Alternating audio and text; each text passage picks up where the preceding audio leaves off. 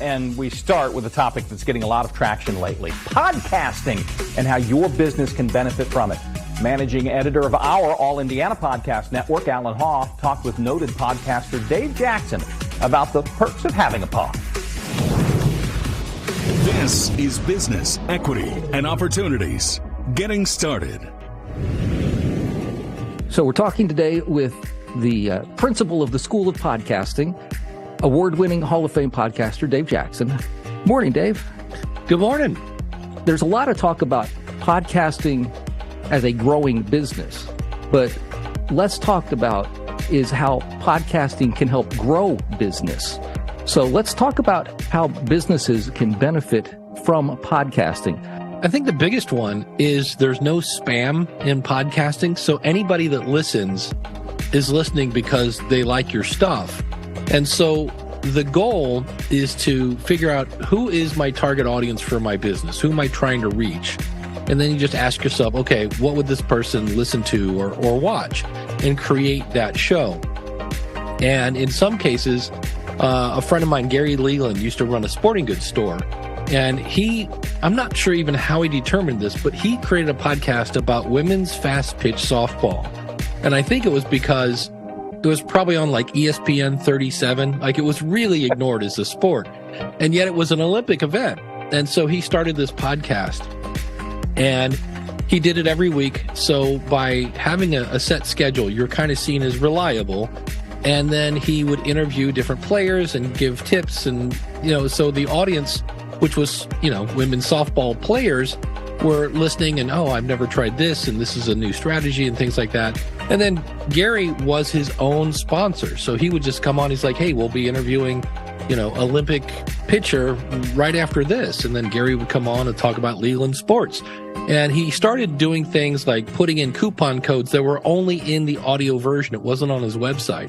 And he was amazed at how many people that were actually using the coupon, which meant they were listening to the podcast. And he said, he used to spend about $10,000 a year on Google AdWords. And he said he just quit doing it because the podcast was bringing in so much traffic. And it was because he found this, relatively small audience compared to something like on TV. He goes, but everybody that listened there loved women's fast pitch softball. And then they would learn about Leland sports. And then they would tell their brothers and sisters and moms and dads and whoever. So it just spread the whole word. And so the way a business can really benefit from a podcast is to create their own, which they then sponsor, and the content is for the people that they're trying to attract. And it sounds like from the success of that podcast, he probably had to expand his softball section in his sporting goods store too. Yeah, absolutely. And he said it was kind of funny because he got to interview all these different people.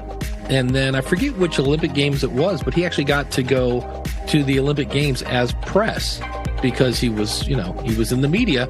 So he got a free press pass and got to go to all sorts of, kind of behind the scenes stuff because he knew all these different players. So there's more than just sales. It really positioned him with a network of people. And then in some cases, he got press passes for some places. Well, and by doing so, it positioned him as an expert in his field. Absolutely. So what kind of businesses would benefit the most from podcasting? Boy, that's a great question. I mean, on one hand, the default answer, I just want to go, well, everyone.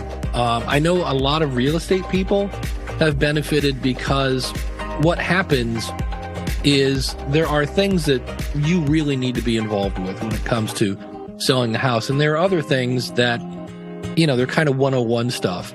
And so I was talking with a guy and he said what he did was he took all the questions that, we all love our customers, but it's like if I have to answer that question one more time, whatever that is.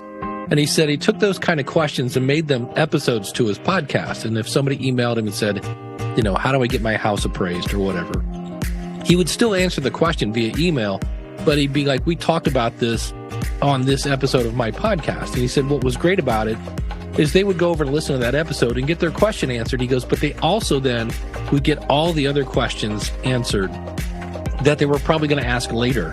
And he said, so what's happened? He goes, it's not the end of cold calling. And he goes, but all that kind of 101 stuff I don't have to do as much. He goes, now they're getting involved when they're really ready to buy their house and they really need me. He goes, I don't have to do so much hand holding as much. So in terms of, what's the top one, it really, I'm not sure that it matters in a way. It's obviously you need people that listen to podcasts. So if I was doing retirement planning, although in a way you should be doing retirement planning when you're young, but sure. Sometimes we have those late bloomers, and when you get into people that are 70 and above, that's actually it's a really weird thing that those people, believe it or not, have smartphones, but they don't listen to podcasts. So that's the criteria, is you need somebody who's actually listening to podcasts. So that might be something as a business is considering. Do we want to start a podcast? Do we want to put our business out there in the podosphere? As we're starting to make our business plan and including podcasting in that's one of those things that you might want to consider. Is our audience out there? What other things should a business consider when making their business plan to include podcasting?